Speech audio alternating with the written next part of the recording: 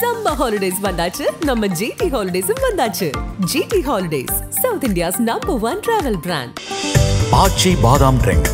ஆச்சி பாதாம் ட்ரிங்க் ஒன்னு வாங்குனா ஒன்னு free. YSR Films Yuvan Shankar Raja தயாரிப்பில் ரியோ ராஜ் நடிக்கும் ஸ்வீட் ஹார்ட் திரையரங்குகளில் வெற்றி நடை போடுகிறது. வணக்கம். விண்வெளி ஆய்வு கிட்டத்தட்ட 9 மாதங்களுக்கு மேலே அங்கே ஆய்வு பண்ணிட்டு இன்னைக்கு அதிகாலை இந்திய நேரப்படி 3:30 மணி போல சுனிதா வில்லியம்ஸ் பூமிக்கு திரும்பியிருக்காரு. இந்த விஷயத்துக்கு உலக தலைவர்கள் பலரும் பாராட்டிட்டு வராங்க. அதே மாதிரி இந்திய பிரதமரும் பாராட்டுகளை தெரிவிச்சிருக்காரு. சுனிதா வில்லியம்ஸ் குஜராத்தை பூர்வீகமாக கொண்ட இந்திய வம்சாவளி. இவர் இவ்வளோ பெரிய சாதனை படைத்திருக்கிறது இந்தியர்களுக்கு மற்றற்ற மகிழ்ச்சி. 140 கோடி இந்தியர்களுடைய பாராட்டுகளை நான் தெரிவிச்சுக்கிறேன்னு பிரதமர் மோடி ஒரு நீண்ட கடிதம் எழுதியிருக்காரு. அந்த கடிதத்தில் மேலும் என்ன சொல்கிறாருன்னா, இது மாதிரி உங்கள் அப்பாவை 2016 நான் பார்த்தேன், ஒரு விஞ்ஞானிகிட்ட நான் பேசிகிட்டு இருக்கும் பொழுது இந்த கடிதம் எழுதணுங்கிற சிந்தனை வந்துச்சு அப்படிங்கிற மாதிரி சொல்லிட்டு அதுக்கடுத்து நீங்கள் அவசியம் இந்தியாவுக்கு வரணும் அப்படின்னு பிரதமர் மோடி அந்த கடிதத்தில் அழைப்பு விடுத்திருக்காரு. இந்தியாவின் பெருமைமிகு மகளாக இருக்கக்கூடிய நீங்கள் இங்கே வரதன் மூலமாக எல்லாருக்கும் ஒரு பெருமை கிடைக்கும், மகிழ்ச்சியாகவும் இருப்போம் அப்படிங்கிற மாதிரி அந்த கடிதத்தில் சொல்லியிருக்காரு. இதே பிரதமர் மோடி 2007ஆம் ஆண்டில் முதல் முறையாக சுனிதா வில்லியம்ஸ் 2006 கிட்டத்தட்ட ஒரு 6 மாதம் 7 மாதம் ஆய்வுக்கு பிறகு 2007 பூமி திரும்புகிறாங்க. அப்போ அவங்களுக்கு குஜராத் முதல்வராக இருந்த பிரதமர் மோடி எந்த விதமான ஒரு வாழ்த்துக்களையும் தெரிவிக்கலை. சொல்லப்போனால் எதிர்க்கட்சிகள் கூட சட்டமன்றத்தில் தீர்மானம் போடணும்னு சொன்னாங்க. ஆனால் பாஜக அமைதி காத்துச்சு அப்படிங்கிற சர்ச்சைகள்லாம் இருந்துச்சு. இந்த நேரத்தில் இப்போ என்ன பேசப்படுது அப்படின்னா 2007 2025 எதனால் இவ்வளோ பெரிய தலைகீழ் மாற்றம் நடந்திருக்கு? இதற்கு பின்னணியில் ஹிரேன் பாண்டியாங்கிற பேர் அடிபட்டுட்டே இருக்குது. அவர் தான் சுனிதா வில்லியமோட உறவுக்காரர். குறிப்பாக மோடிக்கு மிகப்பெரிய ஒரு உட்கட்சி போட்டியாளராக அறியப்பட்டவர் 2001 காலகட்டங்களில். அவரது படுகொலை, அந்த படுகொலைக்கு பின்னான அந்த ஒரு வருத்தங்களில் தான் சுனிதா வில்லியம்ஸ் பிரதமர் மோடியை பல முறை சந்திக்கவே இல்லை அப்படிங்கிற மாதிரியான விஷயங்களும் பேசப்பட்டு வருது. உண்மையிலே என்ன நடந்துச்சு, இதனுடைய பின்னணி என்ன, விரிவாக பார்த்துடலாம்.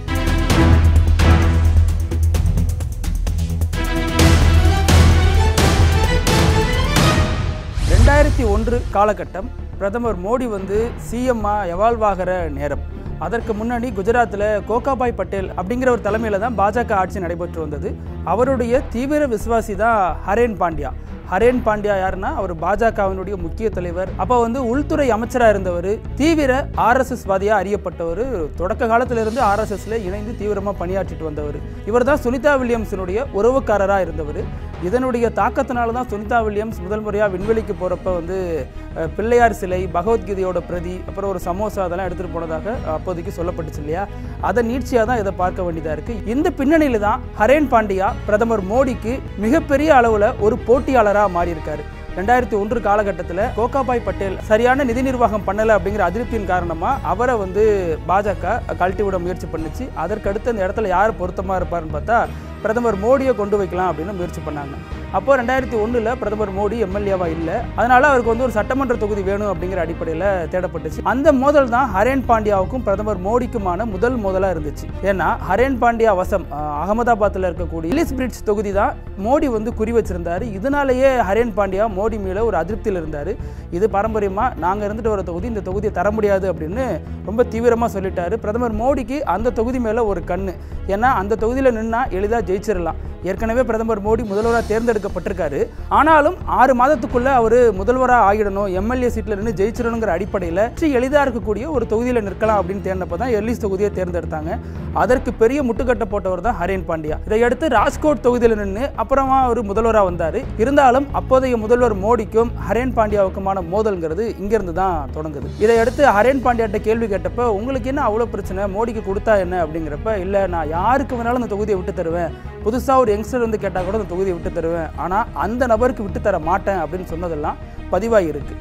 ஸோ இது 2 பேருக்குமான தொடக்க கால மோதலாக இருந்தாலும் இதுக்கு முன்னாடியே 2 பேருக்கும் ஒரு மோதல் இருந்ததை தான் இந்த ஒரு பேட்டி வெளிப்படுத்துனுச்சு. இதை அடுத்தடுத்த கட்டங்களில் பிரதமர் மோடியோட கை ஓங்கும் பொழுது இவர் கட்சியில் கிட்டத்தட்ட நிராயுதபாணியாக நிறுத்தப்பட்ட நிலைமைக்கு போகப்பட்டார். ஏன்னா இந்த பிரச்சனையோட பின்னணி பார்த்தீங்கன்னா, முதல் விஷயம் 2001 இவர் முதல்வராக தேர்ந்தெடுக்கப்படுறாரு. 2002 கோத்ரா ரயில் எரிப்பு சம்பவம் நடைபெறுறது. இந்த சம்பவத்தை ஒட்டி தான் இவங்களுக்கு இடையிலான அந்த உரசல் அப்படிங்கிறது மிகப்பெரிய அளவில் வெடிச்சு விரிசலாக மாறுது. ஏன்னா இந்த ரயில் எரிப்பு சம்பவத்தை அப்போதைக்கு தலைமை நீதிபதி VR கிருஷ்ணய்யர் தலைமையில் ஒரு குழு அமைக்கப்பட்டு விசாரணை மேற்கொள்ளப்பட்டு வருது. இந்த குழுவில் யாருக்கும் தெரியாமல் மோடியினுடைய அப்போதைய போட்டியாளராக கருதப்பட்ட ஹரேன் பாண்டியா இந்த குழுவுக்கு போய் தனிமையில் ரகசிய வாக்குமூலம் கொடுத்ததாக சொல்லப்பட்டுச்சு. இந்த ரகசிய வாக்குமூலம் முழுக்க முழுக்க மோடிக்கு எதிரான ஸ்டேட்மெண்ட்டுகளாலே நிரம்பி இருந்தது அப்படிங்கிற மாதிரிலாம் தகவல் சொல்லப்பட்டுச்சு. இதனால் அப்போதைய மோடிக்கு வந்து மிகப்பெரிய அதிருப்தி ஒரு மேலே இருந்தது அப்படின்னு சொல்லப்பட்டுச்சு. அதை நீட்சியாக இவரை கட்சியிலேருந்து ஓரங்கட்டவும் செஞ்சாங்க. அதற்கப்புறம் கோத்ரா ரயில் எரிப்பு சம்பவத்துக்கு பிறகு பிரதமர் மோடி வந்து அவர் அரசியலை விட்டு ஓரங்கட்டினார். அதன்படியே அவருக்கு வந்து அடுத்தடுத்த தேர்தலுக்கு சீட்டு மறுக்கப்பட்டது.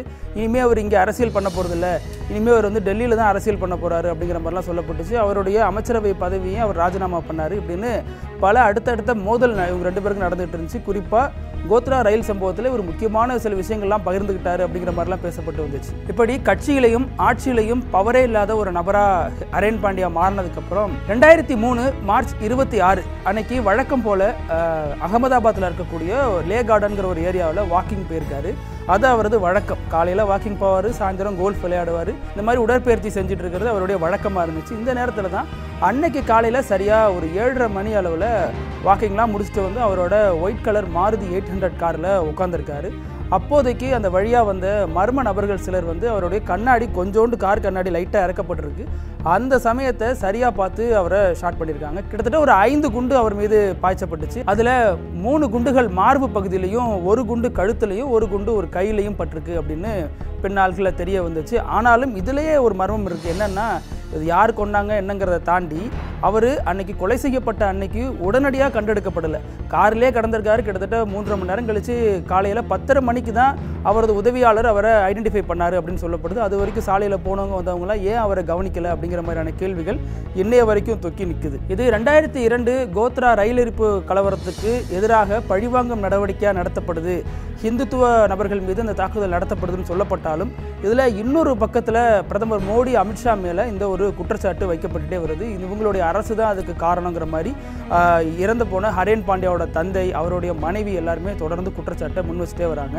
இந்த ஒரு சர்ச்சைங்கிறது இன்னைய வரைக்கும் ஓஞ்சப்பாடு இல்லை. இன்னைய வரைக்கும் குஜராத் அரசியலில் பெரிய அளவில் பேசப்படும் பொருளாகவே இருக்குது.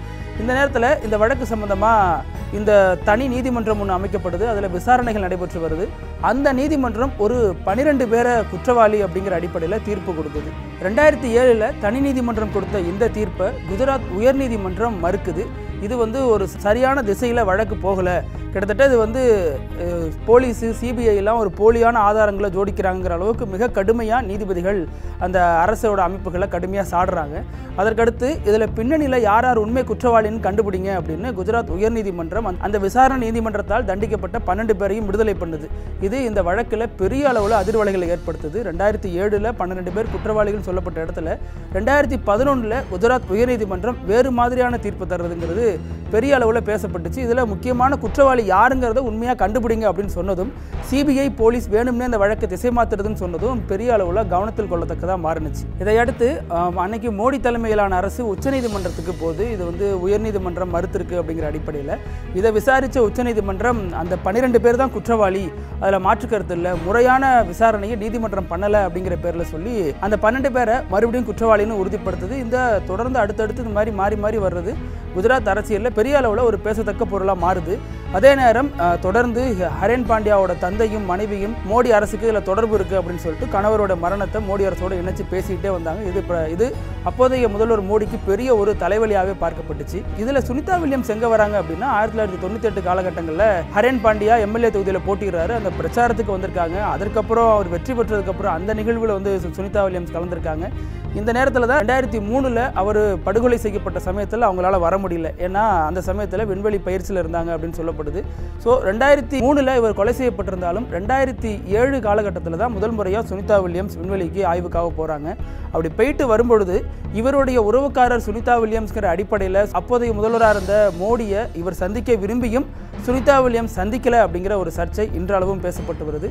அதே மாதிரி இன்னொரு விஷயம் பார்த்தோம் அப்படின்னா, சுனிதா வில்லியம்ஸ் வந்து பிரதமர் மோடி மீது ஒரு தீராத ஒரு அதிருப்தியில் இருக்காரு அப்படிங்கிற மாதிரிலாம் சொல்லப்படுது.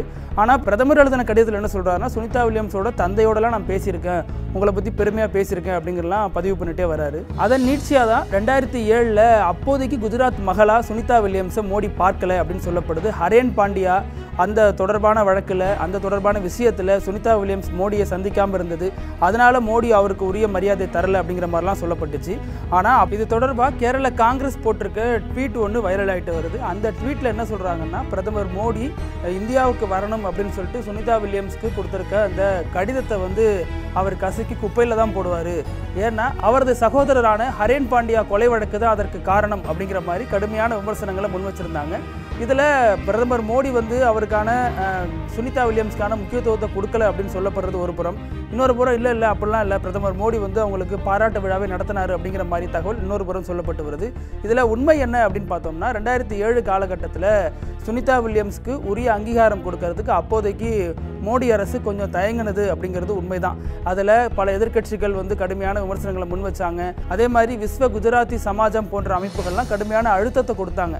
மோடி வந்து சுனிதா வில்லியம்ஸை பழி வாங்கக்கூடாது, அவருக்கு உரிய அங்கீகாரத்தை கொடுக்கணும், இந்த மண்ணின் மகளை நம்ம தான் கௌரவிக்கணும் அப்படிங்கிற அழுத்தத்தின் கொடுத்தது காரணமாக மோடி இறங்கி வந்தார். அதுவும் இல்லாமல் அந்த குஜராத்தி அமைப்புகள்லாம் தானே பாராட்டு விழா நடத்துறதுல முன் வந்தாங்க. அது மாதிரி எதிர்க்கட்சிகள் காங்கிரஸும் ஒரு பக்கத்தில் கடுமையான அழுத்தத்தை கொடுத்துட்டு வந்துச்சு. இந்த நேரத்தில் வேறு வழியே இல்லாமல் 2007 செப்டம்பர் காலகட்டத்தில் பிரதமர் மோடி அவருக்கு ஒரு பாராட்டு விழா நடத்தினார் அப்படிங்கிறது உண்மைதான். அதே மாதிரி 2013 காலகட்டத்தில் பார்த்தோம் அப்படின்னா, அப்போதைக்கு அவர் குஜராத் வந்ததாகவும் அப்போ முதல்வர் அலுவலகத்திலிருந்து சுனிதா வில்லியம்ஸை முதல்வர் சந்திக்க விரும்புகிறாரு அப்படின்னு சொன்னதாகவும் தகவல் வெளியானுச்சு. ஆனாலும் அப்போ வந்து ஹிரேன் பாண்டியாவோட மனைவியோட தான் சுனிதா வில்லியம்ஸ் அதிக நேரம் செலவிட்டார், பிரதமர் மோடியை சந்திக்க விருப்பம் தெரிவிக்கல அப்படிங்கிற மாதிரியான தகவலும் இன்றளவும் சொல்லப்பட்டே வருது. அதனால் அந்த விவகாரத்தில் 2 விதமாக பேசப்பட்டே வருது. வேறு வழி இல்லாமல் அழுத்தத்துக்கு உட்பட்டு, நிர்பந்தத்திற்கு உட்பட்டு பிரதமர் மோடி அப்போதைக்கு சுனிதா வில்லியம்ஸ் பண்ணியிருந்தாலும் அந்த ஹிரேன் பாண்டியாவோட பகை அப்படிங்கிறது உண்மைதான் அப்படின்னு ஒரு தரப்பில் சொல்லப்படுது. இன்னொரு தரப்பில் அப்படிலாம் ஒன்றும் இல்லை, இது இட்டு கட்டப்படுற கதை அப்படிங்கிற மாதிரியும் சொல்லப்பட்டு வருது. உண்மை என்ன அப்படிங்கிறத வரவிருக்கக்கூடிய காலங்கள் தான் நிரூபிக்க போகுது. நக்கீரன் டிவிக்கு சப்ஸ்கிரைப் செய்யுங்கள். உங்கள் ஆதரவே எங்கள் பலம். ஆசிரியர்களுக்கு நண்பனாகவும் மாணவர்களுக்கு ஆசானாகவும் திகழும் தேர்வு வழிகாட்டி. ஒவ்வொரு பாடத்திற்கும் அனுபவமிக்க ஆசிரியர்களின் துல்லியமான தெளிவான விடைகள். CNC இருக்கு, தேர்வு பயம் எதற்கு? இது தீரன் பப்ளிஷிங் ஹவுஸ் விற்பனை வெளியீடு.